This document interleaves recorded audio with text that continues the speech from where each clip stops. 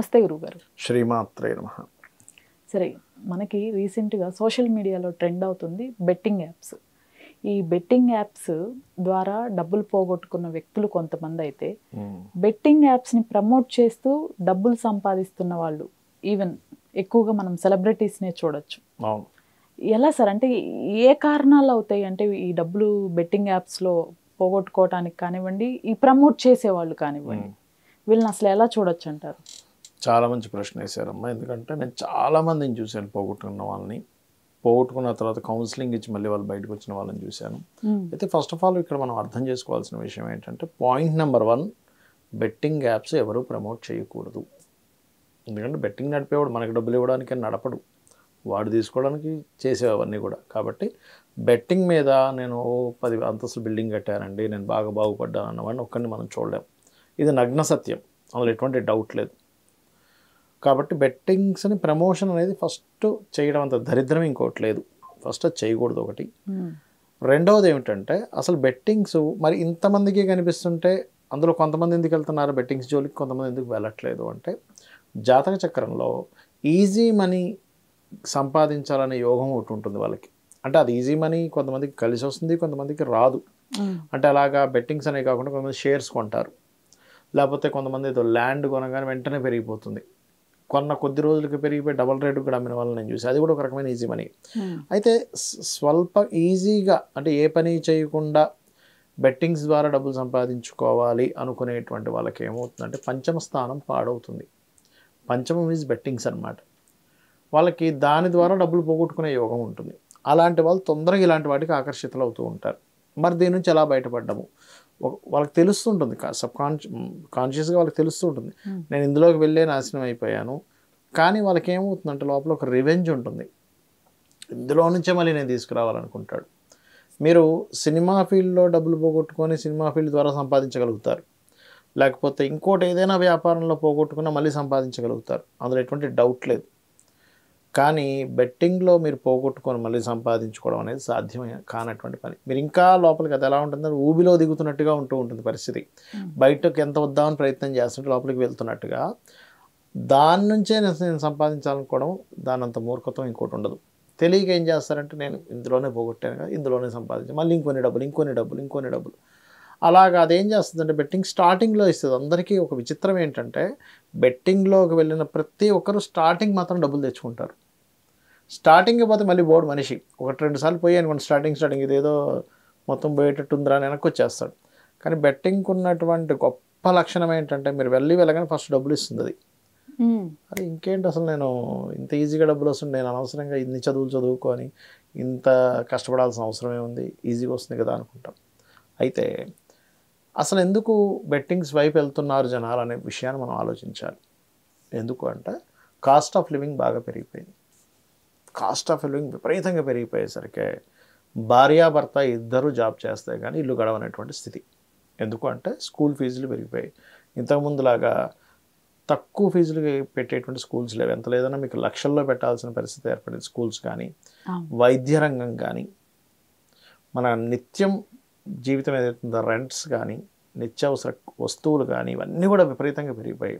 ఇప్పుడు ఇంత విపరీతంగా పెరిగిపోతున్నప్పుడు చుట్టూ ఉండేటువంటి సొసైటీ చూస్తేనేమో ప్రతి ఒక్కడు ఒక కారు వేసుకొని తిరుగుతున్నాడు, ₹1,00,000 సెల్ ఫోన్ పెట్టుకొని తిరుగుతున్నాడు, ఆ లగ్జరీ హోటల్స్కి వెళ్తున్నాడు.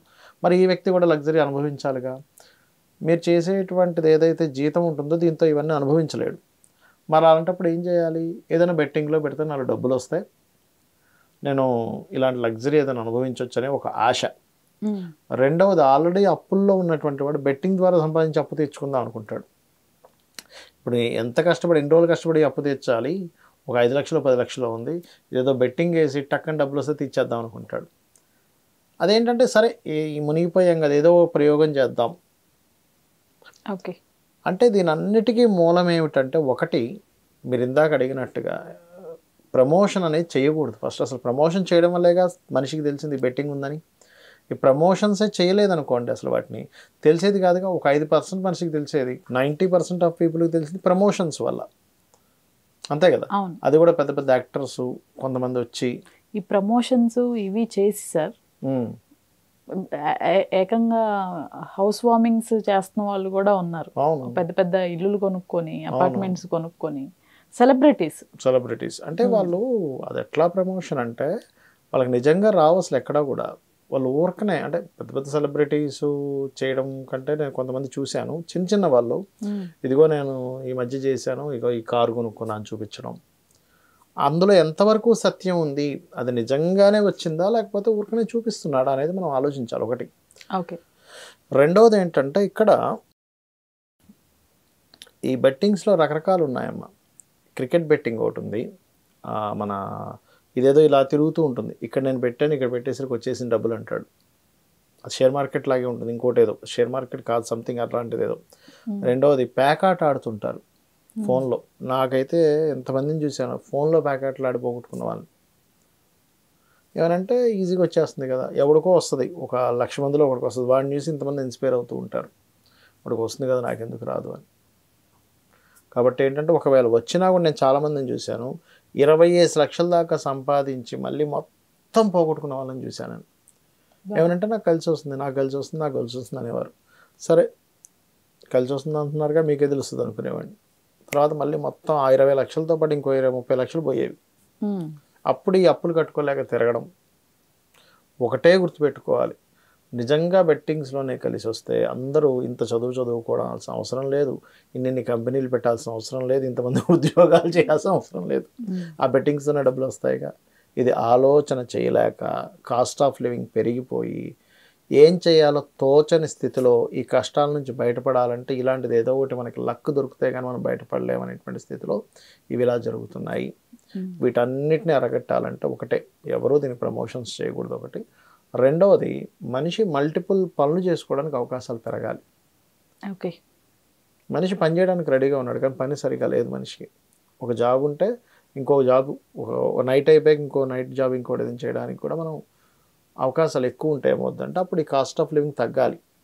కాస్ట్ ఆఫ్ లివింగ్ ఒక తగ్గాలి, జాబ్స్ పెరగాలి, అప్పుడు కానీ ఇది బ్యాలెన్స్ అవ్వదు. ఇది అవ్వనంతసేపు ఈ బెట్టింగ్ యాప్స్ వస్తూనే ఉంటాయి, మనిషి కొత్త కొత్త మార్గాల్లో మళ్ళీ ఆ డబ్బులన్నీ పోగొట్టుకుంటూనే ఉంటాడు. అయితే ఇప్పుడు ఈ బెట్టింగ్ నుంచి బయటపడటానికి అలానే వాస్తుకి ఈ బెట్టింగ్లోకి వెళ్ళటానికి ఏమైనా సంబంధం ఉంటుందా సార్? బెట్టింగ్ నుంచి బయటపడటానికి ఏదైనా ఒక మంత్రం లాగా అలా ఏమైనా ఉంటుందమ్మా? ఉంటుంది. ఒకటేంటంటే ఫస్ట్ వాస్తు లింక్ ఏమిటి అంటే దక్షిణ నైరుతి అని ఉంటుంది. దక్షిణ నైరుతి వేస్టేజ్ జోన్ అంటారు. అక్కడ పొరపాటున ఎక్కువసేపు స్పెండ్ చేస్తున్నా కూర్చున్నా అక్కడ ధనం పెట్టినా వేస్టేజ్ జోన్ కాబట్టి వేస్ట్ అయిపోవాలి డబ్బులు. కాబట్టి ఆ మనిషి అక్కడ మంచం వేసుకుని పడుకున్నా, కుర్చీలు వేసుకుని కూర్చుంటున్నా, లేకపోతే అక్కడ ఏదైనా మనీ, పేపర్స్, గోల్డ్ లాంటివి పెడుతున్నా సరే ఈ బెట్టింగ్స్ వైపు ఆలోచనలు వెళ్తాయి. ఇంకోటి వాయువ్యం పాడైనా కూడా బెట్టింగ్స్ వైపు ఆలోచన వెళ్తుంది, ఈశాన్యం పాడైనా వెళ్తుంది. ఎందుకంటే ఆలోచన స్థానం, వాయువ్యం మనస్థానం, అనవసరమైన వైపు ఆకర్షణలు అవుతూ ఉంటారు. అది అట్లాగే దీనికి మంత్రం ఏమిటి అంటే ఒకటి వారాహి అష్టోత్తరాలు చేసుకోవాలి, స్థిరత్వం వస్తుంది. నేను ఎందుకు అటువైపు వెళ్ళాలి, బలహీనమైనటువంటి ఇది రాదు. ఇప్పుడు బలహీనమైనటువంటి స్థితి ఉంటేనే నేను దీనిలో ఏదో సంపాదించేసుకోవాలని అలా వెళ్ళిపోతాడు. స్థిరంగా ఉందనుకోండి, నేను దీనికి ఎందుకు వెళ్ళాలి, ఎవడు సంపాదించాడు అందులో, నేను ఇంకోటి ఏదో నేను చదువుకొని ఇప్పుడున్న ఉద్యోగం కంటే ఇంకొంచెం పై లెవెల్కి వెళ్తాను, ఇంకో 20-30 వేలు ఎక్కువ సంపాదిస్తాను నెలకి అనే ఆలోచన వస్తుంది. లేకపోతే ఈజీగా ఇది వస్తుంది కదా, ఇది ఎవడు చేస్తాడని పిచ్చి పిచ్చి ఆలోచనలు వస్తుంటాయి. ఆ పిచ్చి పిచ్చి ఆలోచనలు తగ్గడానికి వరాహి చేసుకోవాలి. ఓకే, ఖచ్చితంగా బయటపడతాడు. Thank you sir. శ్రీమాత్రే నమః.